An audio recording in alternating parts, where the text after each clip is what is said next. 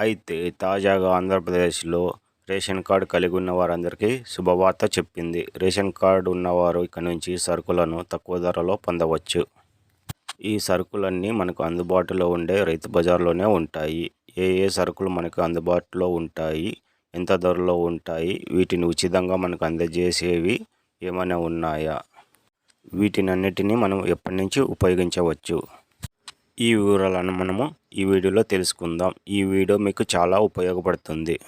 ఎందుకంటే ప్రస్తుతం రాష్ట్రంలో నిత్యావసర ధరలు ఆకాశాన్ని అందుతున్నాయి.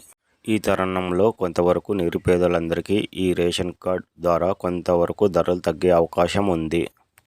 ఈ వీడియో చూసే వారందరూ ఒక లైక్ చేయండి. అలాగే ప్రభుత్వ పథకాల గురించి ఎలాంటి అప్డేట్ వచ్చినా ముందుగా మీరు తెలుసుకోవాలంటే మన ఛానల్ని సబ్స్క్రైబ్ చేసుకోండి. ఆంధ్రప్రదేశ్లో తక్కువ ధరకే సరుకులు అందజేయబోతున్నట్లు రాష్ట్ర పౌర సరఫరాల శాఖ మంత్రి నాదెండ్ల మనోహర్ గారు తెలిపారు. విజయవాడలోని పౌర సరఫరాల శాఖ కమిషనరేట్ రైస్ మిల్లర్ వ్యక్తులు, వ్యాపారులు, సరఫరాదారులు సమావేశం నిర్వహించారు. ఈ సమావేశంలో రాష్ట్ర మంత్రివర్యులు నాదెండ్ల మనోహర్ గారు నిత్యావసర ధరల పెరుగుదలకు గల కారణాల గురించి విస్తృతంగా చర్చించారు. అదేవిధంగా ఈ ధరలను నియంత్రించేందుకు తగు చర్యలు చేపట్టాలని అధికారులకు ఆదేశించారు. అలాగే రాష్ట్ర వ్యాప్తంగా రైతు బజార్లో రేషన్ బియ్యంతో పాటు నిత్యావసర సరుకులు కూడా పంపిణీ చేయనున్నట్లు తెలిపారు.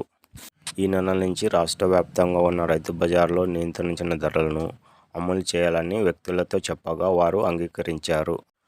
రైతు బజార్లో విక్రయించే ముడి సరుకుల ధరలు ఎలా ఉన్నాయో మనం ఇప్పుడు తెలుసుకుందాం. బహిరంగ మార్కెట్లో కందిపప్పు ధర 181 రూపాయి ఉంటే రైతు బజార్లో 21 రూపాయి తగ్గించి 160 రూపాయలకు విక్రయించనున్నారు. అలాగే బహిరంగ మార్కెట్లో కేజీ బియ్యం ధర 55 రూపాయలు ఉండగా రైతు బజార్లో 48 రూపాయలకే విక్రయించనున్నారు. మరికొన్ని నిత్యావసర సరుకుల ధరలు కూడా తగ్గించి విక్రయించాలని వర్తకులకు సూచించారు. ఎవరైనా సరే ఈ ధరలను మించి విక్రయించిన వారిపై కఠిన చర్యలు తీసుకుంటామని నాదెండ్ల మనోహర్ గారు వ్యక్తులను హెచ్చరించారు.